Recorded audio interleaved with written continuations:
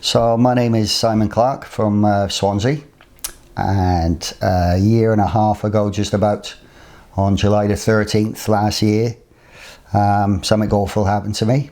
It was the day after my birthday, which is on the 12th of July, and I had a good drink on my birthday, of course. Went out again on it was on a Thursday, and with another mate who I hadn't seen on my actual birthday. Come on, you got to come out and have a drink with me. So I went out with him. He went home. I stayed in a pub for about another hour, half an hour. Rang my taxi, and it was about 5:30 in the evening. Next thing, and there's a girl walking past, and she said, "You all right, handsome?" I said, "Oh, I've been better, darling." And she said, "Do you want a hand getting in? Because I've got bad legs, cerebral palsy." So I said, "Yes, please, darling. Stick this bloody leg in the car for me, will you?" So she grabbed my leg and stuck it in. I said, "Oh, thank you, darling." And I shut the door. Told the driver, "Right, I'm ready to go home." And the next thing, the girl tapped the back window of the taxi, and she said, "Where you go then?" I said, "I'm going home now, sweetheart. I've had enough. I'm going to have a couple of cans in the house now, And she said, "Oh, I'll have a can with you," she said. So of course, I've had a drink, and I got in, jump in, and I said, "Darling, whatever." I've got a little two-seater table in my sitting room, and I had a couple of cans of cider, I think, was in the fridge, because I don't drink in the house normally, but it's my birthday. So I sat at one side of the table. It's only two-seater one. She sat at the other side, and we was just having a chat. Then I put the karaoke thing on, because I'm always singing. So I put the karaoke thing on the TV, and I'm singing away. And I only had one can, I think. Maybe two, but I think I only had one can, because I'd had enough anyway. So time was getting on anyway, like I say, we was just chatting. Then she said, "Well, I hope you don't mind, I'll have to give you a kiss for your birthday," because I said, "Oh, it's my birthday." I said, "Yeah, go on, I'll have a bloody kiss then, yeah." So she come around the table and she gave me a kiss, and then she sat down there and carried on drinking. I was smoking more than drinking, singing, Neil Diamond. And next thing then, her daughter phoned up. So this probably would have been about, we'll say 8 o'clock, 8:30 in the night. And we still sat at the table, and her daughter phoned her, and she said, "Where are you, Mum?" And she said, "I'm with this fella who looks like Tom Cruise, and he's singing Neil Diamond. I'm brilliant," she said. "I'm loving it. Met a lovely gentleman." So I'm like that, and I shouted out, "Oh, she's all right with me, darling. She's safe with me. Don't worry about that. Your mum's all right, So that was that. She went then. So it wasn't too much later then. I said, "Right, I'm ready to go to bed now, sweetheart." Oh, actually, she'd come round and then she'd give me another kiss.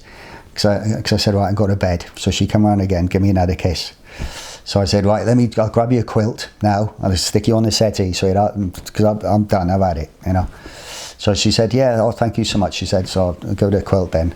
And then she followed me in the bedroom then when I went into bed. So this was early again, like I say. This would have been about 9 o'clock by now. Next thing, and she sat on the edge of the bed, and she said, "I'd sleep in here with you then." I said, "Well, it's up to you, sweetheart. The quilt's there, but So I'm not up to much now.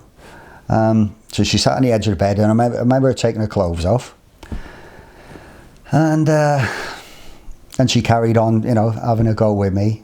But I couldn't, I couldn't do anything. I'm drunk, and I'm no good at it anyway with my legs, with my disability. I'm no good at all that, So, but I think she tried anyway. But anyway, I just rolled over, and it's no good, sweetheart, So in the morning, then I woke up, and she was still in the bed with me in the morning, and she said, "I'm gonna have a quick drink, and then I got to get home because it's my daughter's birthday," I think she said. I said, "What do you mean to drink at this time of day? Bloody hell, I've had enough. I've had a good birthday." So I said, "Right, you crack on. I'll see you in an hour. I'm gonna have half an hour in here." But I wasn't sleeping because there's some stranger in my bloody flat, So only half awake, keeping a listen out, and I could hear her opening a can. See, and then she was coughing awful. She was, So I shouted through, "You all right in there, sweetheart?" And she said, "Yeah, I'm all right." And then all of a sudden, I couldn't hear anything. Then after a while, it just went quiet. So I just nodded off, put the TV on. So I got up then about 45 minutes, an hour later, and the girl was on my settee.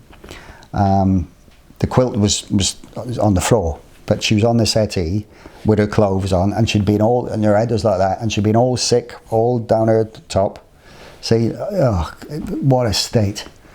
What a state on her. She looked like a different girl, completely different girl to the one I spoke to the night before. You know, just unrecognisable. So I'm trying to wake her up, and I was really panicking, you know. And the first thing I thought was like, drugs or something. She looks like something you've seen on the TV. Anyway, I managed to wake her up, and I said, "Come on, sweetheart, you got to get out of here." And I hate mess in my house, you know, my flat. And of course, bloody ashtray was there, and a couple of cans, and I hate all that. So I'm trying to clean up the place now. Got her awake. I said, "Come on, sweetheart, we got to go, because my little girl has just made up anything, just to get her out, you know." And but nicely though, you know. So come on, my darling, we got to go now. I'll walk you up the road. So she went to the bathroom, and she said, "Can I use your toilet?" I said, "Yeah, of course you can." And she was like that. "Oh, babes, can I stay for an hour? Can I stay for an hour?" I said, "No, darling, we got to go now. That's the end of it. Party's done now." So I walked her up the road, and you know, up across to where you know, where I live. And then I give her a kiss on her forehead. I remember, no, I didn't. Did I? I think I gave her a kiss on the forehead. I remember just tapping the top of her head. You stay safe now, darling. You know, look after yourself. Lovely to meet you. And I said, "Where are you going to go now? Can you get home safe?" And she said, "Yeah, I haven't got no money for a taxi." I said, "Don't worry about that. I'll give you a couple. I ain't got much on me." And it's just what change I had from the night before. I think I was about £8 pounds, something like that, you know. So I said, "Yeah, I'll just have that, sweetheart. Just get a taxi safe now, like, you know." Because this is still early in the morning. This is like 8 o'clock in the morning now. So that's it. So she went up that road, and then I went that way, back into town. And then I went back home then. And then 10:30 in the morning, hour and a half later, there's a knock on the door. Well, my front door was always open. And hello, and I said, "Hello, yeah." And he said, a policeman come in with a police lady. I was scared. I've never talked to a police officer before. And do you know what I thought it was? First thing I said, "I'm ever so sorry, officer, if I was noisy last night. It was been my birthday, and if I was singing now, bloody Neil Diamond now kept all the neighbours up." And she said, "Oh no, it's a lot more serious than that." She said, "You need to come in here and sit down." See? So what's happened now? And you know, I ain't done nothing. And she said, "What it is, you've had a girl here last night, and she's accused you of drugging her with an heroin needle, and spiking her drink in your local pub, and then raped her then last night." See? I said, "What, the girl I've just took over the road?" I said, "She was in her right state this morning, all sick all over the place, and do you know what I mean? I've helped her out." See? "Oh no, she's not saying that." So, and then he said, "Well, we can't put handcuffs on you because you can't hardly walk." And so I was in the back of a police car then, you know, and of course I still had a hangover. I kept saying, I don't know what I've done. I ain't done anything wrong," I said. And I was telling him everything that happened. You know, I met this girl, and she jumped in a bloody car, and you know, and I was, you know, I had a couple of cans, I was singing. I said, "I haven't done nothing." And she said, "Yeah, you can't tell us that." She said, "Because you need to tell that now when you get to the station." See? I said, "Well, I've never been in this situation. I don't know what I'm supposed to be doing." You know what I mean? I was upset then, and I wasn't crying, but I was holding it in. You know, it's the scariest time of my whole life. Yeah. Scary. Nothing's worse than that for a man, you know, because I love ladies and look after ladies, you know. But to be accused of hurting one of them is not right. Not right. So when you were in the police station, when the police started asking you questions, what did they say? Did they believe that you had done something? Did they make it clear that they believed it, or did they just say, "This woman's saying this"? Yeah, they just said that the woman was saying that. But like every time I spoke to like a different officer or something, because I was back and forth and then put in a little room. I was in some tiny little room, like a phone box first, glass thing, like a holding thing. They said that was. And then they took my belt off me. Then I had to take my shoes, and I can't walk with no shoes on. So, and that was, you know, I said I can't walk with no shoes on with my feet. And so they let me put my shoes back on, thank God, you know. But every time I like spoke to different people, because I was back and forth to, because then you get your thumbprints and all that done then, and you know, and but you know, they seem to give me the impression that they you know, they knew it was all a load of rubbish. You know, that's the impression I got. And when they did let me go at the end of the day, then even the officer behind the counter, even he said, "You got nothing to worry about this." He said, "We've seen this 100 times." Do you know what I mean? Even he said that, and I shook his hand. That's the way I am. I'm friendly with people, you know. Yeah. I said, "Oh, thank you ever so much, my friend," and I was, you know, lovely to all of them, you know. And when it was all over, then even the officer who was in charge of my case, even she said that everybody that I'd met, you know, they all thought I was a gentleman, and you know, and they believed me from day one. You know, within the first half an hour. So I had to go through 7 months of it. 7 months of ringing up the police ringing station up every. I used to phone once a fortnight, once a week, sometimes twice a week.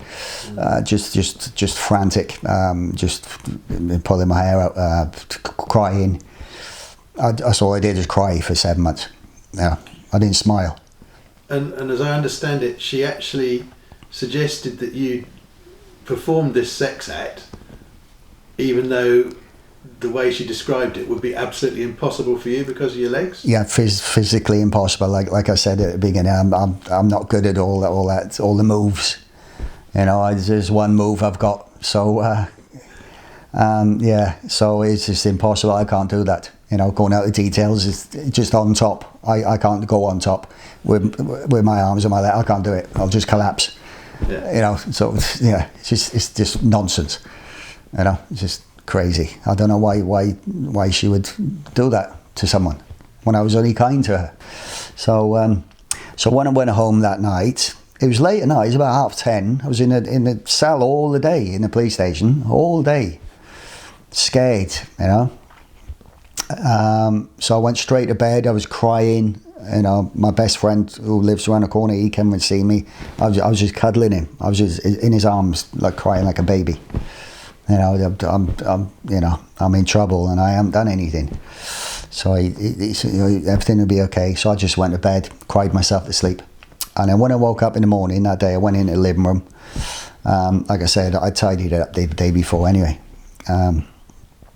But I always, on the shelf as I go in my living room, you know, behind the door, there's a shelf. There's a picture of my mum with a bottle of Jack Daniels that my mum had bought me the Christmas before, the Christmas that she died. It's the 3rd year now, she's been gone. So, and that's all I had left of my mum, and it was just there, you know, because every year we'd have a drink, and I'd never in my wildest dreams ever have opened it. That's all I had left of my mum. But I noticed that it'd been opened, well obviously it'd been opened, and it was nearly all gone. 3/4 of it had been drunk. So the girl, that's why she was on the sofa with all the sick down there, because she drank all my mum's Jack Daniels. So I just fell to my knees and just cried like a baby. I phoned the police officer, the lady I spoke to the day before, because she gave me her card, and I was trying to speak. And I said, "Darling, I know now why she's done that. It's because she's drunk all my mum's whiskey that my mum left me before she died, and she must just made all this up." And the officer said, she said, "Well, that's not important now. We don't need to hear about none of that for a minute." I said, "Yeah, but that's exactly what's happened, though. I'm telling you what's happened now.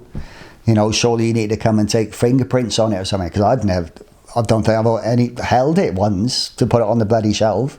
I mean, so eventually I kept on about this for weeks and weeks, a couple of months. But this bottle, I still left it on the shelf, didn't touch it. But the lid was still off it. I didn't go near it, you know. And so they eventually, okay, so they phoned me up and said, "Right, with this, we'll come out and we'll do the bottle." So the fella come out, the forensics man, with all his dust in, and there was a little bit left in it. He said, "What do you want to do with that?" I said, "I'll just get rid of it. It's gone now, isn't it? You know, that's my mum. Mum's gone now."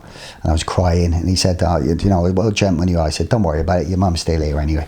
So, but this is good for you. This is brilliant news for you now," because he knew what had happened as well, you know. So, and that was that then. And then, yeah, I started feeling a bit more confident then because I know what had happened, you know. Yeah, so that's that. I think you did an amazing job there, persuading the police to come and take the prints. Yeah, I did better than that as well, because I even got the taxi driver's badge number. The taxi driver took me home on that night. I did that as well, because I know all my taxi drivers, like I say. All my taxi drivers know me and trust me and know that I'm honest. So I found out his badge number. I phoned the police up, give him, you know, his details. And when I spoke to him a couple of weeks later, so the police be in touch. He said, "Yeah, I've told him everything, sorry, about the girl in the back. You know, told him everything." So you got to help yourself as much as you can. That's what I think. You know, you can't just sit back. You got to get all your proof and everything, and you just got to. And nothing's happened to this woman as far as you're aware? I don't know. I mean, when I had my NFA on Christmas Eve at 12:30, Christmas Eve, last Christmas, I was just in the flat, you know, what a useless Christmas this is going to be, just on my own, because I didn't go out. I hardly went out for 7 months. I might have gone out 3 or 4 times in 7 months. I remember that in the group you were depressed and really down in the dumps. Suicidal, yeah. 100%. Yeah. Twice, 2 attempts. You did try twice. Yeah, twice I tried it. Yeah. I would have done it another time as well. If it carried on, I guarantee I would have tried it again. Yeah. You know, you can't live like that with that on your head. You can't do it. You just can't breathe. You can't do anything.